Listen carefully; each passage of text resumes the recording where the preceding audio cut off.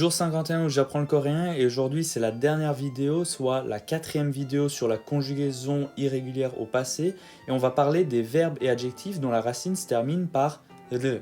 Alors à pas confondre avec la particularité d'hier où les racines se terminaient par e, parce que si jamais il y a la consonne ril juste avant la voyelle e, donc le, il faudra suivre la conjugaison que je vais vous présenter aujourd'hui. Donc passons à la conjugaison maintenant. Pour conjuguer un verbe ou adjectif dont la racine se termine par le, tout d'abord, il va falloir retirer le e, donc retirer la voyelle, et rajouter un deuxième riul. Donc le premier, celui qui va se retrouver tout seul, vu qu'on va retirer le e, on va le placer en dessous de la racine, et le deuxième qu'on rajoute, on le rajoutera juste à côté. Et ensuite, comme d'habitude, on rajoutera le marqueur de temps at ou ot en fonction de la dernière voyelle dans la racine. Donc si c'est un A ou un O, on rajoutera at, mais si c'est n'importe quelle autre voyelle, on ajoutera ot, et puis on finit par la formule de politesse qu'on veut, donc moi je vais prendre oyo comme d'habitude. Bon voilà pour la théorie, passons à la pratique maintenant. Si par exemple je conjuguais au passé le verbe charuta, qui veut dire couper, je vais prendre la racine,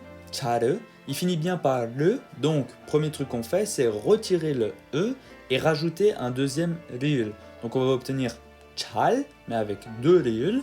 Et ensuite, on détermine la voyelle dans la racine, donc la dernière pour savoir quel marqueur de temps choisir.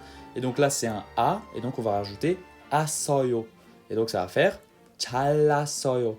Chalasoyo, je coupais. Un autre exemple, si je veux conjuguer le verbe puruta, chanter au passé, je vais prendre la racine puru, donc il finit bien par le. Donc première chose à faire, je retire le e, et je rajoute un deuxième riul, donc on va obtenir poul avec deux riuls, et ensuite on détermine la dernière voyelle de la racine pour savoir quel marqueur de temps choisir. Donc c'est un ou qui est n'importe quelle autre voyelle à part a et o, donc on rajoute osoyo, et donc on va obtenir pullosoyo, je chantais, donc je chantais pullosoyo.